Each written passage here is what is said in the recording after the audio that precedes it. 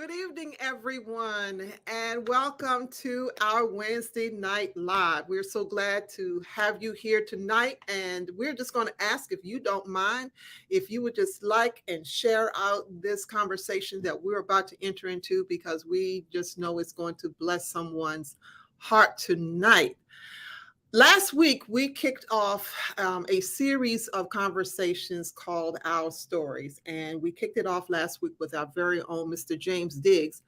Mr. Diggs, we treasure him. He's a treasure to not only to our congregation, but really to the nation, because he is a Korean War veteran who served 33 horrible months as a prisoner of war. And last week, he shared his story with us. And we hope all of you had an opportunity to hear his incredible testimony of survival. And in case you missed it, it's still up here on First Christian's YouTube and Facebook page. But tonight we have another story of survival, another story. And this is a different kind of survival. It's a different kind of survival, but it's one that is very familiar with all of us at some point or another. We all have encountered a thing of pain and trauma after losing a loved one to death. And so tonight, our guest will share with us how she had to come face to face with this journey called grief. And I'm just going to ask you now if you wouldn't mind sending up some hearts as we welcome to the stage my friend and the author of Grace for the Journey, A Widow's Walk Through the Psalms of God, Pastor Sherry Brooks Medley. Welcome. Hi. How are you doing today? I'm doing good. Thank you so much. And thank you for the opportunity. I'm so blessed by it. I'm so looking forward to this conversation. And just to our viewers, Sherry and I, we had a pre-production conversation on yesterday, and I know we went well past an hour just talking and sharing. And so I was definitely looking forward to this conversation today, because I know it's going to be such a blessing to so many people. Especially this time of year when, we're getting ready to enter into the holiday season, and people are dealing with holidays and dealing with grief at the same time. Yes. Mm-hmm. And I do definitely believe without a shadow of a doubt that your book and your story will help so many people during this season. So, Miss Sherry, let's get into it. Okay. Yeah. So for our viewers, for those of you who may not be familiar with Sherry's story and what had happened to her, and how she started writing, and the reason why she wrote the book Grace for a Journey is because Sherry suffered a sudden loss of her husband. And the part of it is that even made it even more traumatic was he passed the day after she and her family had buried her sister. And so the very next day, here she was confronted with now her soulmate has transitioned to heaven. Sherry, take us back to that day, if you don't mind. Just take us back to that day when it all happened. Well, what had happened was that we were preparing for that of a event that we were doing. We do, my organization do an event every year, in Marley Station. We do the expo and everything like that. And what had happened was we had gotten everything together and, went on and, went up to Marley Station, started putting the things together. And all of a sudden, it seemed as though I got sick for no reason at all. Mm-hmm. And what had basically transpired was I sat in my car for a while. After I sat in my car for a while, was my employee came to me and asked me, do you want me to drive you home? I said, no, I'm fine. I'll sit here for a little while. And I had a friend who called me and she said, I'm on my way. I said, don't come up here. I said, because I'm not feeling well. I think I'm going home. And I sat in the car and all of a sudden I started getting hot, My heart started pounding. I thought I was having a heart attack. I couldn't breathe. I had gotten very weak. So I told my staff I'm going home. And they wanted to drive me. I said I can make it. So on my way home, I was driving on my way home. And I said, maybe I should stop past the hospital. Maybe I should stop past, the medical center and just get it checked out.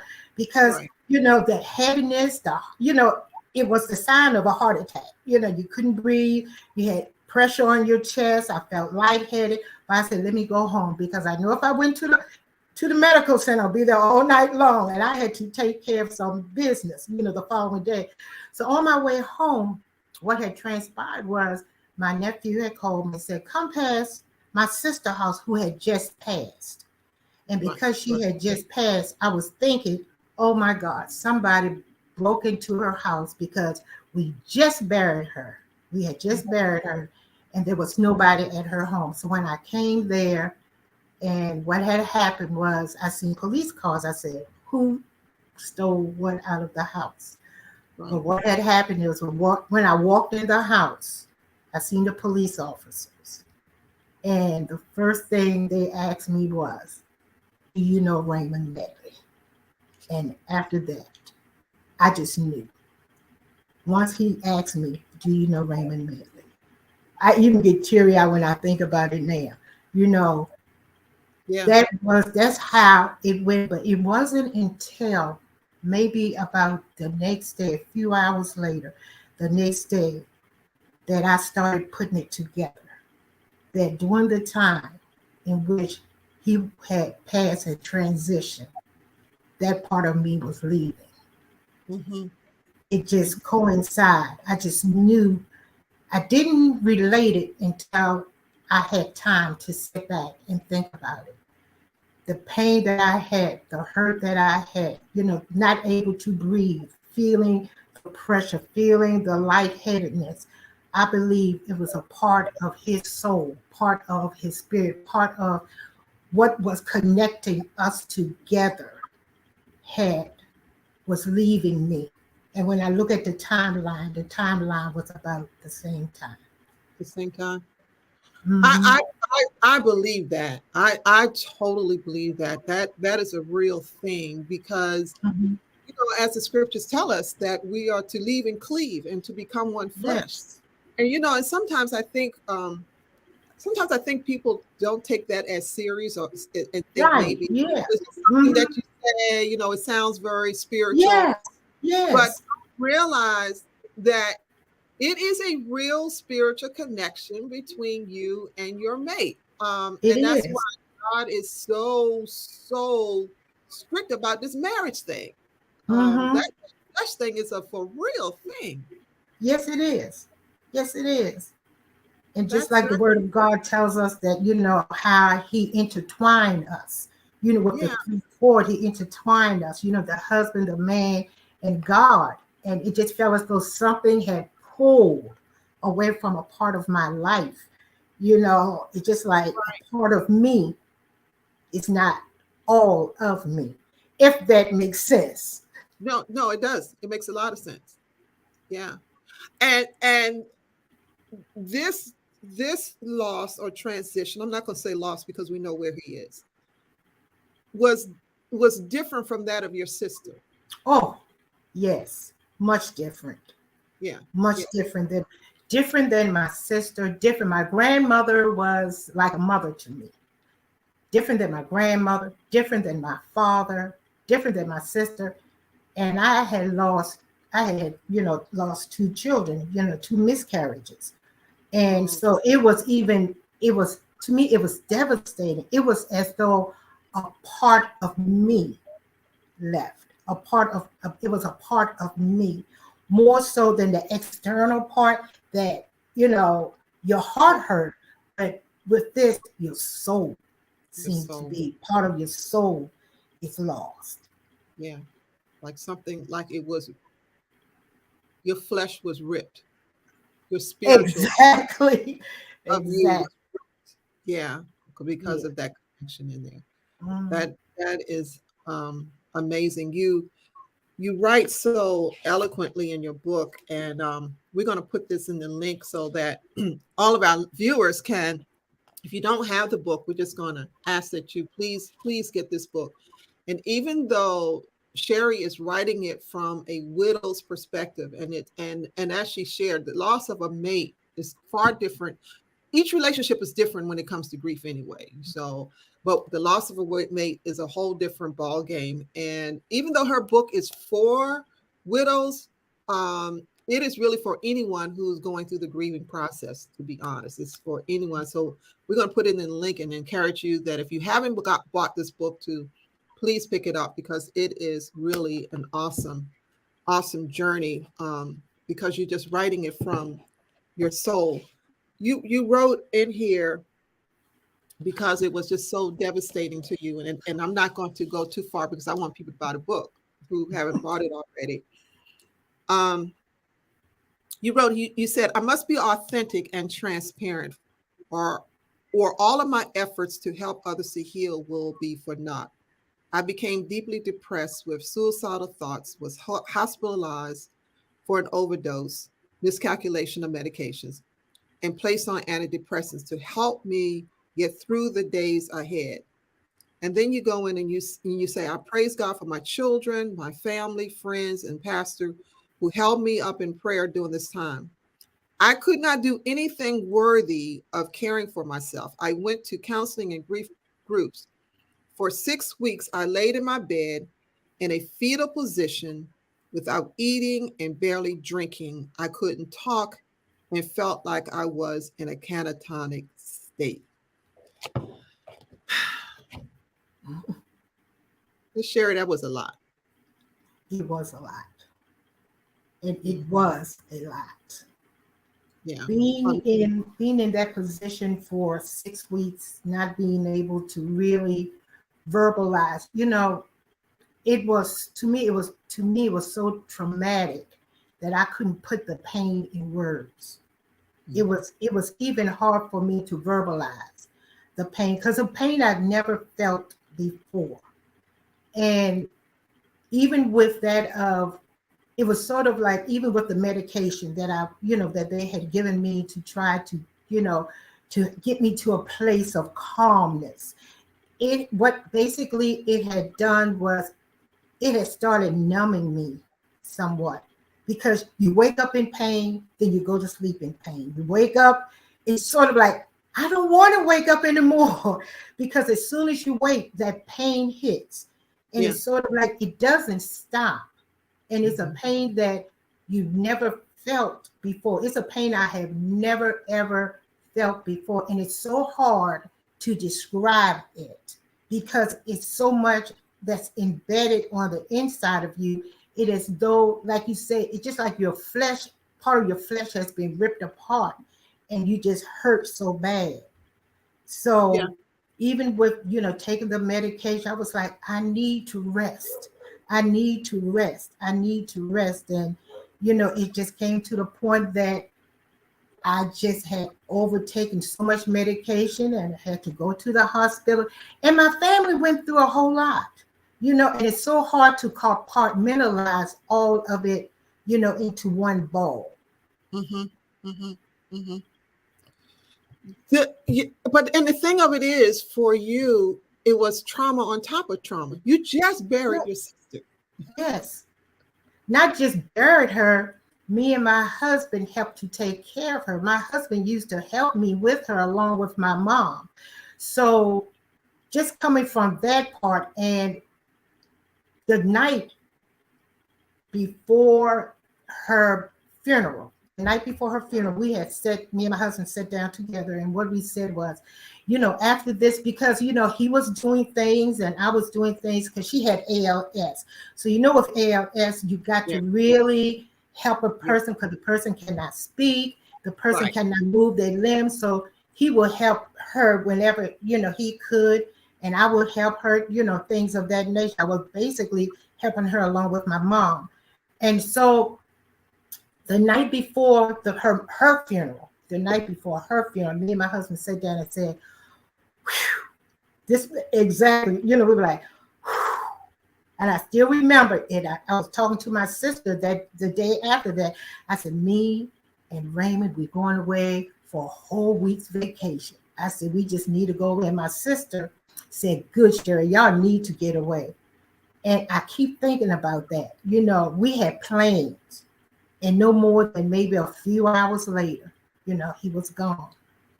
So, Yeah. yeah. How did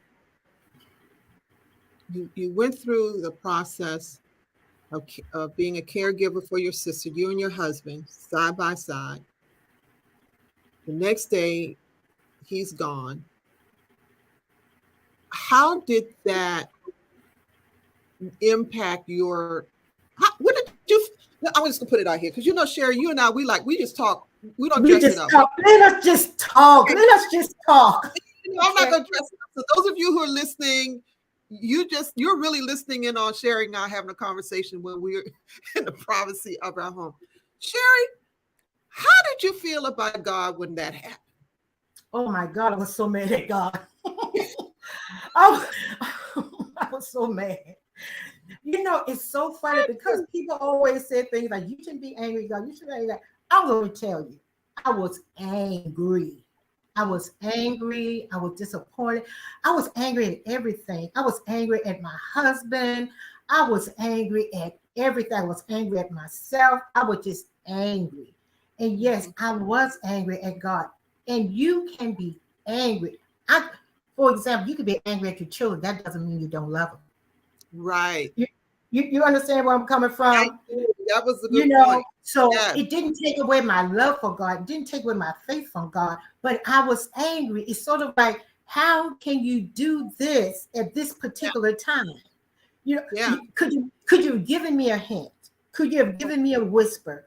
Could you have maybe waited? Give me 24. It wasn't even 24 hours from the time we buried my sister to the time that my husband passed. So it's sort of like, could you have given me a breath of fresh air? Could you have helped me? You know, and it's okay. It's okay to be angry. The word of God said, be angry and sin not. I wasn't sinning, but he's my father. He's my daddy. He's my provider, and I feel as though I have that type of a relationship with God that I can be honest with God. Say, I'm mad at you. I'm angry. I'm not dead, so it's obvious that he doesn't mind me telling him what I had told him. I'm still here, but I was angry. I was truly, and it took me a long time to stop being. It took me a long time.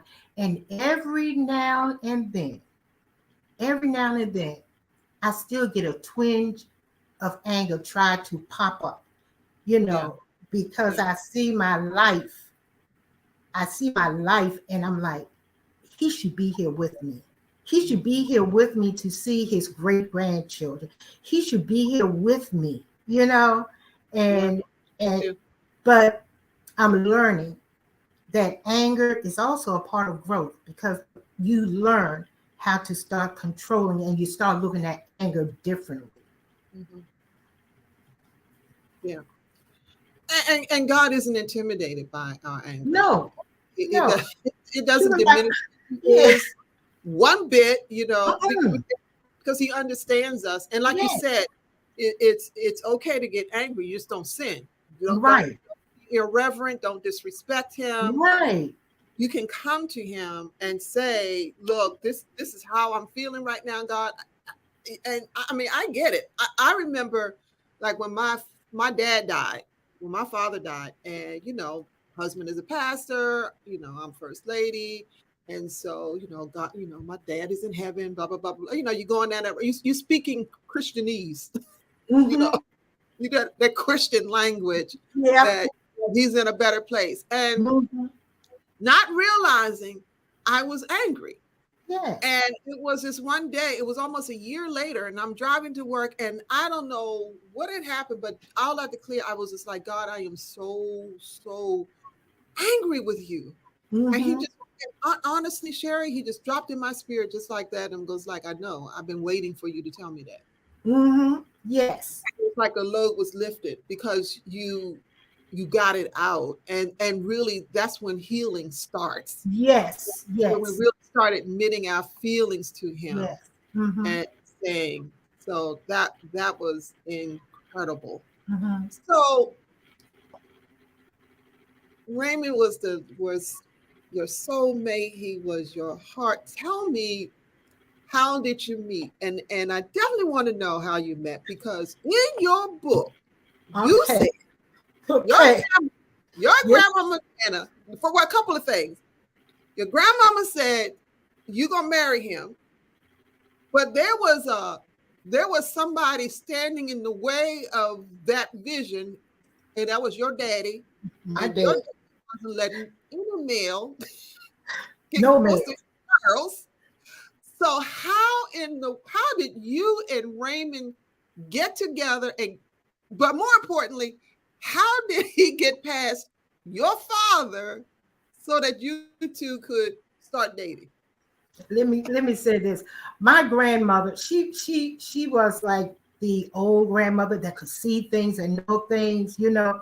And of course, Yeah. the book talks about it. How she had never seen Raymond before, never seen Raymond before, and and my uncle came in this store with Raymond. We were sitting down eating. I always tell people at Alden's, for everybody who ever been in Annapolis, know that Alden's was where Home Depot is now. Yeah. And Right, we right, was, right, right.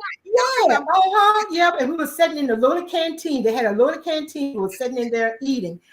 And my uncle came in with Raymond. And of course, my uncle talked to, his mother, which was my grandmother. And they get ready to leave. And they left, they waved and everything like that. And as soon as they left, my grandmother looked at me and said, you got to realize now, I was only about 13, 14 years old, somewhere within that age range. And Young. she said, you see that young man right there? That's going to be your husband. And I was like, yes. Yeah. Yes, No wonder your daddy was putting yes, a finger on yes, you. yes, yes, yes. And so, my uncle lived with me, and Raymond was my uncle's friend. So he started coming around the house, and my father did not like that. My father had 5 girls. And Uh-huh. my father was like the shotgun father, like, no men standing on my porch, no men coming around my house. You know what I'm saying? One of those things. So some kind of way me and Raymond, just went on a little date here and thing right there. But my father really didn't care about him that much until that day. Till that day. And I told the story at the funeral. Until that day, my Raymond came to my house with a bag with muskrat in it. And my father, from that day, that was my diary. It wasn't sheep, it wasn't cows. It was nothing but something. He went in the woods and It must. caught and put it in there and gave it to my father. From that day, him and Raymond was the best. That was his son. That was his. Oh, All he wow. needed was a muskrat. That's all he needed was a muskrat. Isn't that terrible? That is her. That But is hilarious. that was back, but was that almost 40 some years ago? 40 some years ago, yes. Mm-hmm. So how long you and Raymond dated before you You got know what? married? My first date with Raymond was when we went to see, I think it was Superfly, September the 19th, 1972. Because you got to realize I was not allowed to date until I graduated from high school. I had already turned 18. And so that was the only time. And that was my first date with him. Him and his cousin and his cousin's fiance. We went to the Hippodrome to see Superfly. That's where I went. Really? That was my Mm, husband and I first date. really? Really? Bingo Long and the Traveling All Stars. Oh, yes. That is amazing. So Sherry, how did you know, other than what your grandmother had prophesied? How did you know he was the one? You know, I have always prayed for a wonderful husband. I really did. Even as a young child, young girl, I always wanted to get married. I always want to have a lot of children. People say, "Girl, you want a lot of kids?" I said, "Yeah, I want a lot of children." So he had such a giving heart. He had such a giving heart. And I seen how when he used to come to the house with my uncle, how he would always ask my mother, "Do you need anything? Mom." He just called everybody mom. And then he started asking my father, "Hey, do you need it?" And I could see that even though we were not quote unquote dating at that particular time, but he used to come with my uncle because my uncle used to live with us. And he would just automatically bring something to my father, bring something to my mother. I think he was really trying to get to me when he was doing that. That's really what he was trying to do. Yeah, yeah. It's easier to go through the mom. It is easy to go through the mom. Yeah, yeah. So he one day Lord of Heart saying that he's a nice guy. He's a nice guy. Something like that. And then I found out that he was just a great person. I fell in love with him. Yeah. He keeps saying it's an opposite around. He would always say that he fell in love with me and I fell in love with him. We go back and forth. We just go back and forth. That's sweet. It is a saying that we often marry our fathers. Yeah. What qualities did Raymond have that you saw in your dad? That was, I should say, what qualities did he have that definitely your dad had those qualities? He was a country man. Well, muskrats tell you he country. Lord, if that's not the definition of country, I always say there's something about a country man. There's something about a country man. yeah, somebody Cleo White said Muskrat did the job. Muskrat did the job good. You can't get no more countryer than that. But anyway, we have digressed. Carry on. Yes. But he had really great qualities. I could tell that the quality of Raymond and my husband is that they love their family and they love their children and they held their family in high esteem. Raymond would do anything for me. He did anything for his children. It's a funny thing that it's a little story that I would tell about, how he's so crazy about his children. My daughter was on her way to college. Now, I don't know how much sense this makes. This doesn't make sense. It's called love. Okay. So my daughter went to college, and when she went to college, we set up the college. She went to Frostburg. My husband, the printer didn't work. We found out we left the cord at home. Frostburg. We left the cord at home. He drove all the way back home, picked up the cord, brought the cord back. The cord didn't work. Yes. He went all the way back home to try to find the right cord and came all the way back. 2 trips, the printer still didn't work. We didn't even think about the fact that Walmart was only about 2 miles away. You could go buy one. Oh, sure. Years later, we thought about that, right?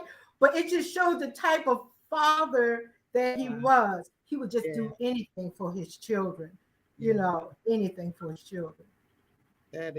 You're right. Somebody just Kia Camel put up, that's a real dad. That's a real dad. You had a real father and your children had a real father. Real father. A real father. Yeah.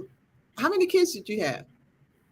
I had 4 children, 3 boys and a girl. Okay. She's a daddy's girl. She is a daddy's girl. She's a daddy's girl. Yeah. Daddy drove all the way to Glen Burnie to kill a spider. She's a daddy's girl. For real. That is awesome. What a beautiful memory and the legacy that your husband has created. Sound like Raymond was a great guy. I know you guys from back in the day. Yeah. Y'all was like neighbors almost, wasn't you? he was right down the road, you know. Um, See, you say but down the road and not down the street. See? no, we all lived on Muddy Creek Road, so that tells you Oh, something right there. yeah. Muddy. There were no sidewalks. Okay, There was no. it is what it is. Yes, it was. Yeah, I was on one part of Muddy Creek. There was another other part of Muddy Creek. You were on Yes, Muddy. yes, they were. Mm-hmm. Okay, yeah, it is. So, Sherry, with that, and oh, we had your wedding pictures. Where your wedding picture? Just put your wedding picture up. Yeah, Yeah, that's the first wedding. the we first had, one. yeah, we had gotten married in my mother's house, in my mother and in my mother's and my father's home, and Mhm. and we had said when we get enough money, we're going to have a real church wedding, and Oh that's wow. when we decided to have on our 10th anniversary. We decided to have our a renewal of the vows because we had always wanted to get married in the church, but we just couldn't afford it at that particular time. So we had it in my parents' home. Yeah. Well, what we try to encourage folks to, as a pastor and all, is it's one thing. The wedding is nice, Mm-hmm. but marriage is more important. Yes, you yes, know, and sometimes we spend a lot of money on the wedding and yes, not investing time, commitment, love in the marriage. The wedding only lasts a few hours. The marriage you want to last until God yes, calls us hmm, home. And yes, it's hopefully as through your message here, it will help to encourage people to understand how important it is to work on the marriage, work on the yes, marriage. And hmm, so it also yes. proves that you don't need a lot of money to have a good marriage. You don't, you don't. Let me tell you, there's many times that we had went to Subway and just took ourselves a Subway sandwich and a 7-Eleven soda and sit down at Jonas Green and listen to some oldies and oldies Yeah, but goodies on the radio. Put out our lawn chair and just looked at the water. yeah, Sometimes it's not a whole lot of money, but it's more so important of time. I think a lot of time, I think that's one of the things that I cherish so much in life is time. We have to really sit back and find out what are we doing with our time, and are we investing our time in things that is important, not things that are not as important. And nothing is more important to me than that of your marriage, your family, and your mhm, children. That is where you need to spend so much of your time, because those things bring memories. I have yeah, memories. I have lots of memories, mhm, and we can't get caught up in so many other things that we do not make sure that we not spend time with our husbands or our fiance or our children, but for ourselves. Spend yes, some time for yeah, ourselves, making sure that we did some self-care. I know mhm, earlier in my life I did not do that. I learned this on the back end. So whenever I talk to young people or my children, I said, make sure you spend time with yourself. Make sure you take care of yourself, and make yeah. sure you spend time with the people that you love, because that is so very important. It is. It is because two becoming one is a process. You know, Yes, it's an ongoing process, where you understand that some you may not always feel.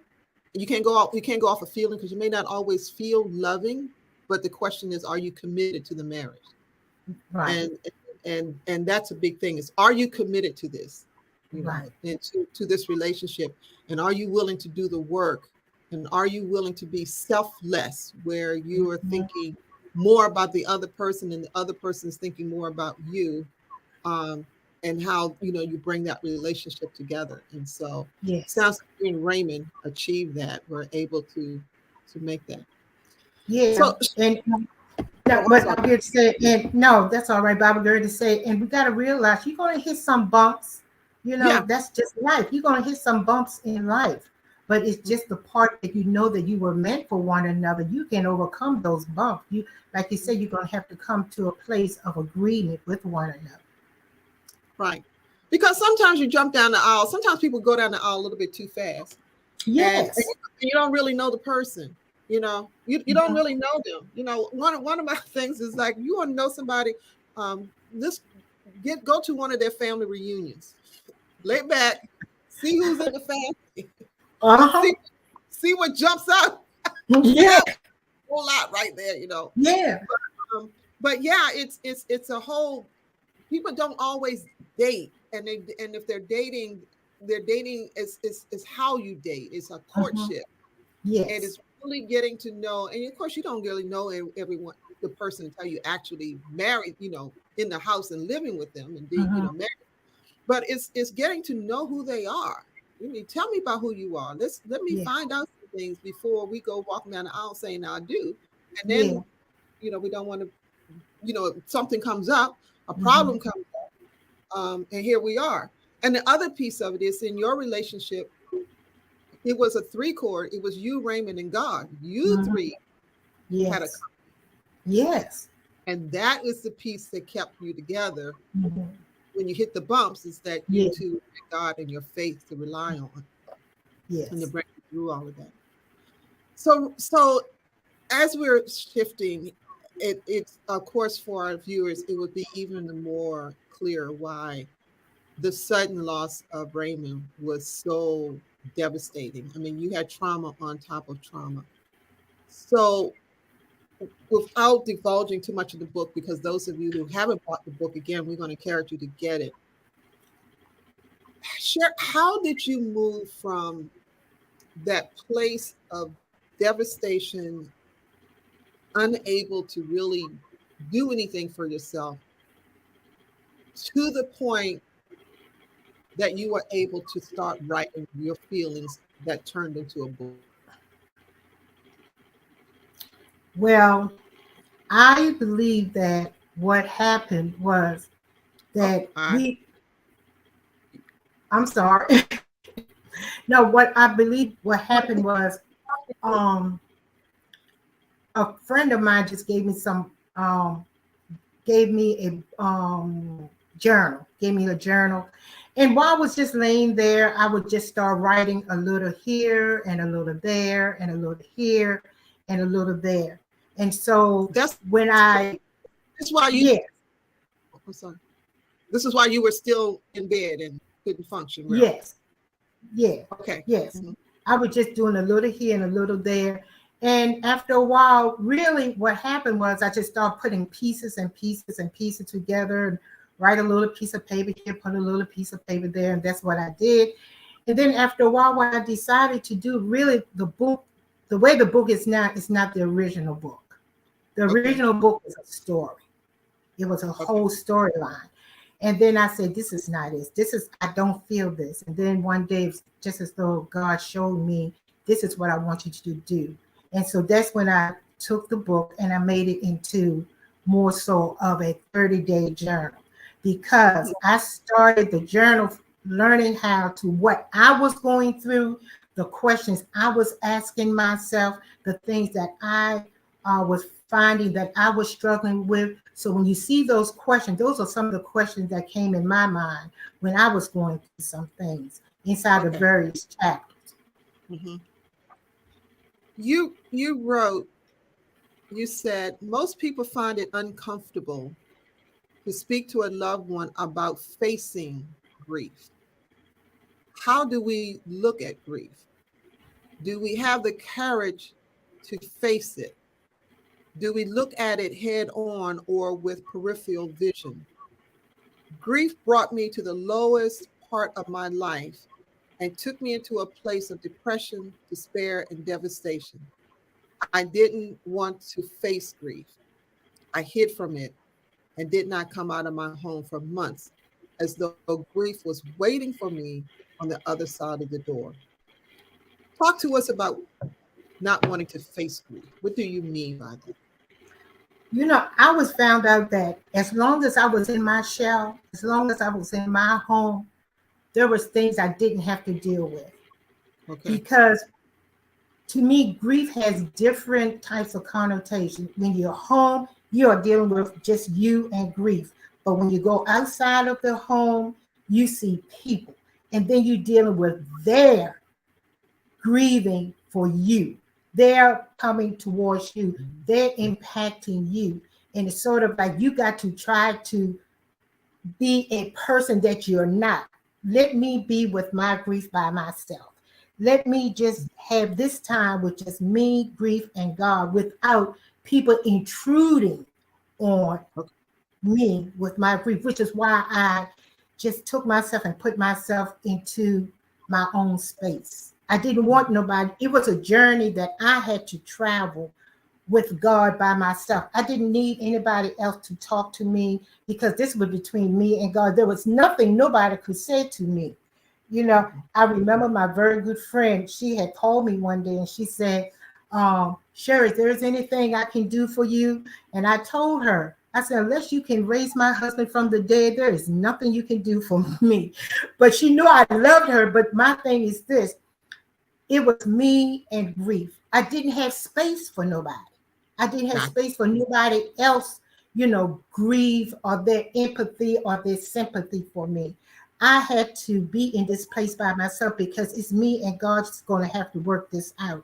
Now, everybody's different because even he said not to give away too much in the book, but everybody grieve according to their personality. That is Yeah. my personality, and that is how I grieve. Mm-hmm. Mm-hmm.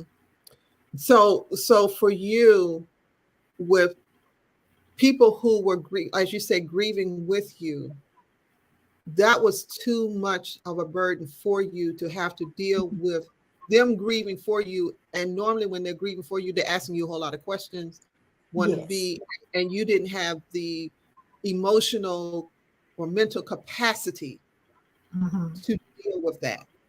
Yes. One Okay. thing I found, yes, because I don't want you to ask me how you're doing. I don't want you to ask me, what can I do for you? I just needed that time with God. Just allow me to have this time with God so that we can work out some things. I can't Mhm. work out things with you. I can't deal with what you did. I can't deal with what you want from me right now. I have nothing to give. All I have right now is enough to sustain myself. Mhm.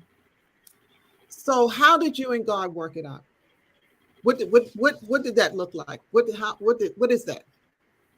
I'm telling you, it was hard. It was very hard. I think I took it bit by bit, day by day.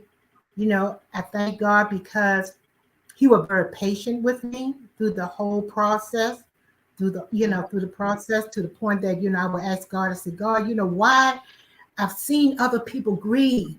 Why am I going through this such a hard time? And I'll be very honest, I think you were the one that really helped me understand this. You really did.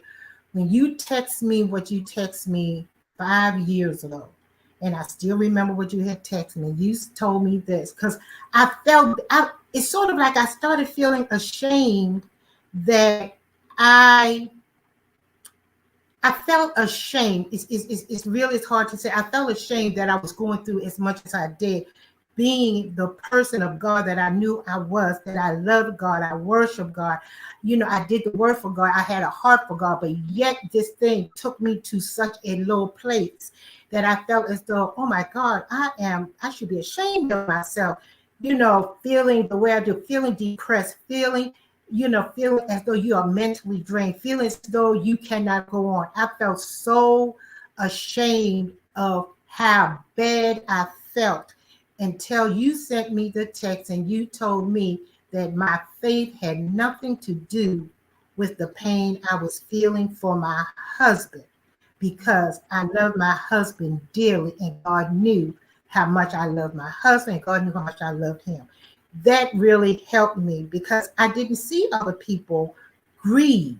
I mean, to that extent of when they lost I'm not saying people didn't grieve. I didn't see a woman grieving the way I did when I lost my husband. I see my mother lost her husband and my dad, but with her losing her husband, um, I didn't see her at that point. And she not saying that she didn't, but I didn't see that.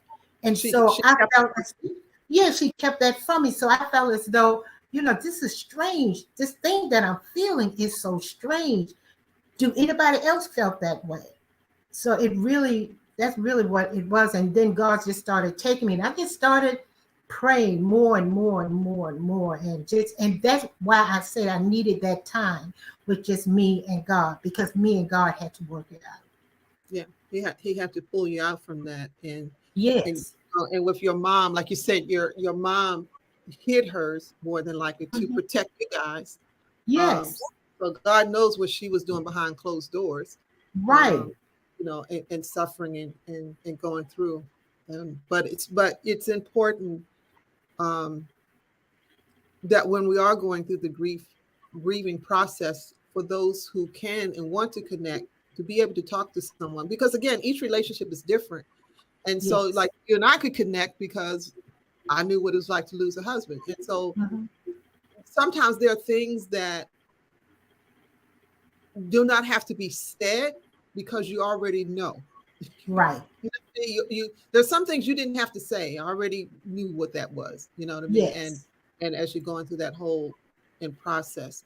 So with that, because God is bringing you through this journey, when did you realize, or when did you come to the understanding is that I need to put this in a book to share with others? It was, I was just laying in bed at that time. I was doing a lot of praying, a lot of fasting, a lot of praying, a lot of fasting before the Lord. And one day he just got me up, and I just started writing. And one of the things I did started doing, and the first thing I did was, even though had already started writing some things down with the Mhm. book, I had decided, I said, maybe there's other women out there that need to come together, and we can talk about, losing husbands and, widowhood. And so I just sat down and started putting together an 8-session manual. And I think me and you met, and I was telling you, this is what I believe God had, called me to do. And I just started writing because I wanted to be able to allow other women know it's all right to hurt as much as you hurt. Because sometimes I found out, even with the widows that I, had talked with, it's as though they don't have a place in which they can really let people know how they feel. Right. Because a lot of times people do not understand the pain of a widow. I've heard people say so many things that was so very insensitive. You're Mhm. gonna get married again. You're young. Why do you try dating again? Things of that nature. Yeah. Don't stay in the house too long. You're not Yeah. over it yet. You understand? Get rid of his clothes. Why are you doing this? And they not understand that each of us have our own journey to go on. And I Mhm. always say this: never let nobody to bully you out of your Exactly. time of grief. Exactly. Don't let Exactly. them push you, pull them, and don't allow yourself to be uncomfortable with what they are feeling. Because a lot of Mhm. times what we do is we try to move on so quickly because we do not want to allow the other person to know how much we hurt. Right. And so that's one of the reasons why I think the grieving process, is the way it is. We should never allow nobody to, I'm not going to let nobody else uncomfortability, if that's a word, to, hinge Ex- on my grief, because you Exactly. uncomfortable with my pain. Basically, you are uncomfortable with my pain. That's a word right there. It is. And it's because it does make people uncomfortable. Yes, Grieving people make other people uncomfortable. And I think yes, part of it yes, makes us uncomfortable because it causes us to recognize our own mortality, or in the fact that none of us are going to be exempt from having to right. go through that process. Hmm. And one thing about grief, and as you so eloquently share about your relationship with you and your husband and all, grief is the price that we pay to love someone. Yes, it is. And the deeper we love, the greater the price of grief. Yes. And it is what it is. And the only way Yeah, you get out of that is choosing not to love. And in that's right. choosing not is choosing not to live and choosing Mhm. not to die with the process. I But think yeah, on the as I began to go through the process, I began to look at grief differently. You talking about after 5 years, I began to look at grief differently, and then I started realizing, and I used to always say, after a while, I began to understand that grief was not my enemy, but death was my enemy. Death was the one that caused the pain, not grief. Grief is connected with love. It's only when you can get past that hurting part, that painful part, that you can begin to realize that really grief is more connected with that part of love. And even though it hurts a lot, it is more so connected with love, because you're not going to grieve anybody that you don't love. And the deeper you love, the deeper the grief. The deeper you love, the deeper the grief is. do you think we ever get over the death, or we just learn to live with the death? I think we learn to live with. Yeah. I think because every day, and I think you've lost your husband much longer than I have lost mine, much longer. Yeah. You still have that part of him that's connected to you.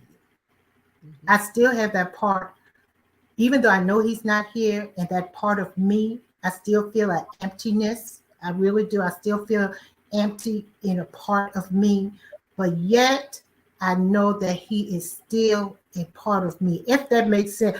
A widow understands what I'm saying, that that part of you is missing, but yet that part of you is still connected. The fact that you wrote this book, Sherry, says that you had to make a decision. You had to choose whether or not you wanted to just exist in life, meaning you just gonna go through life and you wouldn't have any expectations. However life came, it just came. Or you had to make a decision that you're going to now live life, that you were going to intentionally live life. Mhm. How long did it take you to get to that point where you moved from just existing to choosing, I'm now going to live?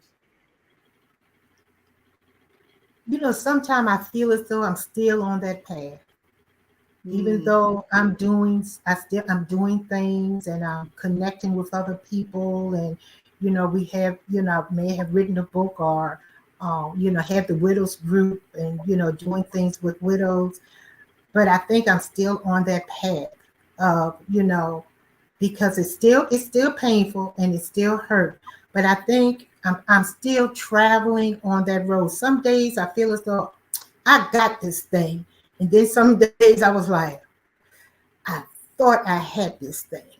Yeah. So there are times that I feel as though I'm constantly moving according to how God is allowing me to move through this thing. Because I'm gonna be very honest, even after 5 years, I still have some bad days. Sometimes I will call my friend up and say, talk me off the ledge. That's why I let her know. I said, I'm having a bad day. Talk me off the ledge. I need you to talk me off the ledge. So sometimes, I think that I'm still moving, I'm still walking this pathway.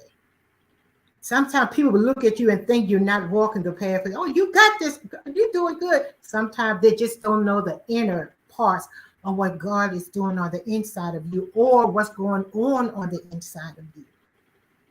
they don't know what's happening on behind closed door. Right.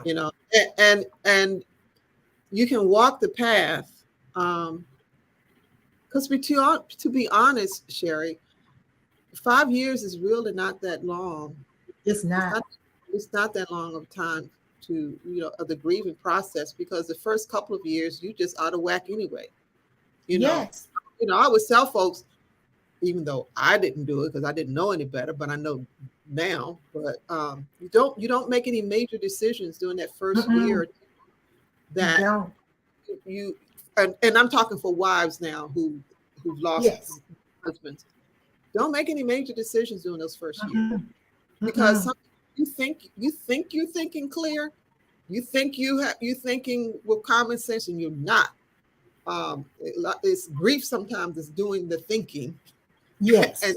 and you're really not in a position to be making any big decisions, Right.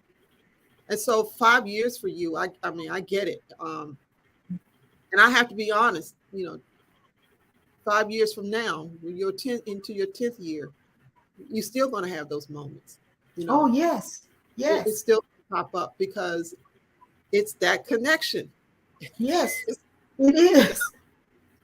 it is that connection, and we love differently. So even if you did marry again, you would not love that person the way that you loved Raymond. No, I don't think I would ever. You would not. Yeah, you would not Mm-mm. marry. You would not love them the same way. I'm not saying Mm-mm. that, and I'm just saying this for people who have Yeah. Hmm. mainly, after losing a mate. They may love the new mate, but it's a different, Yes. because each person is different. Each And it person doesn't is mean you different. don't love them any less. It's just love differently. Right. It's Right. just love differently. Now I don't know because I haven't had that experience, but Me either. but it's just going to be different because that It person will. in the relationship that you have. Yes. Well, we haven't even covered almost half of the stuff that we were talking about I yesterday. know we didn't. We didn't cover half of the juicy, juicy. That time is already up. Already, we're at the 9 o'clock hour, and again, we just want to just tell everyone who is online, and we're going to put it. I think he's going to tag it in the chat for you. Yeah, it's already tagged. Sherry Medley's book. You can go to her website. It's called Grace for the Journey, and I'm telling you, um, this book is going to take you to some places emotionally. Um, you're going to be there with her when she gets the news. You're going to be there with her as she's going through this whole grieving process. You're going to be there with her as you see her emerging out of this process and being able to produce this book that, again, everyone get this. If you've lost someone, it doesn't have to be a husband or a wife. If you've had a loss, I recommend that you get this book because it will bless you. And even if you haven't had one, it still will bless you because it just will help you to understand even more about the process, and that it's natural to feel what we feel. It's just all part of loving. To love someone, grief is the price you pay to love, and it's a hefty price, but it's a price we don't mind paying because you had an opportunity to love that person and to share in that person's life, and they shared in yours. Sherry, you and your husband had an awesome testimony. You guys represented what marriage truly was and how it should symbolize in the world, and that is marriage is really all about church. I mean, God, I mean, Jesus and his relationship with the church. You're the bride, you represented the church, your husband represented Jesus. He was the symbolism of it, Mhm. and how you guys were submitted to each other, and how you two came together as one. So even though he has transitioned to heaven, your relationship is still a guide. It is still something that anyone can look up to and see, this is how we walk this thing out. This is how we love. This is how we do this until death do us part. And so I just want to thank you for Thank you. doing this, writing this. I Oh, want thank to, you. yeah, I mean, I just want to thank you for that. It also goes to prove, as I always say, that God is an economist. So he doesn't let anything go to waste, including our grief. He doesn't let your grief, he Including doesn't our group. let your pain. He doesn't let anything go to waste. What he would do is use it. And he has used your hurt, he has used your grief and your pain for his glory and for his honor.